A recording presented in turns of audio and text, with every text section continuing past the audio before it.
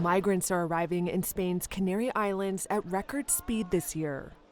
Over 39,700 migrants came to the Canaries by mid-November. That's a 23% increase over the previous year, according to Spain's Interior Ministry.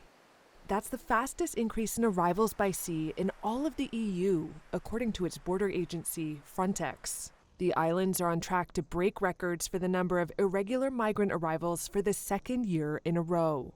Frontex says smuggling networks are exploiting instability in the Sahel region, including in Mali, where conflict is a key driver of the surge. It's engulfed in an insurgency, and its economic troubles have gotten worse since the military seized power in 2020. We young people in Mali no longer have to fear death because we have seen all kinds of deaths, explains this migrant from Mali. If you stay where you came from or take the wooden boats, you might die, so it doesn't matter. Nearly 10,000 Malians arrived in the Canaries between January and August, compared to nearly 800 in the previous year.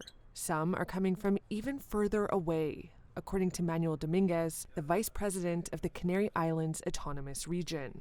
They have been diverted towards the Canary Islands from the southern border of Europe, where the entry of irregular migrants has been made impossible.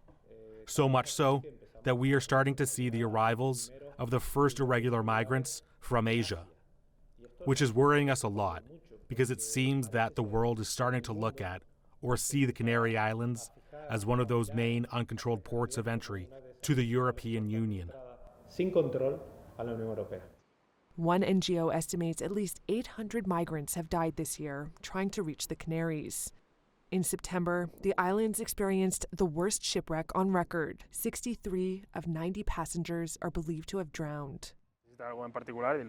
Francisco Navarro, whose NGO runs a migrant center, says it's difficult to understand the scale of the crisis. We are experiencing a humanitarian tragedy that has no precedent, he says.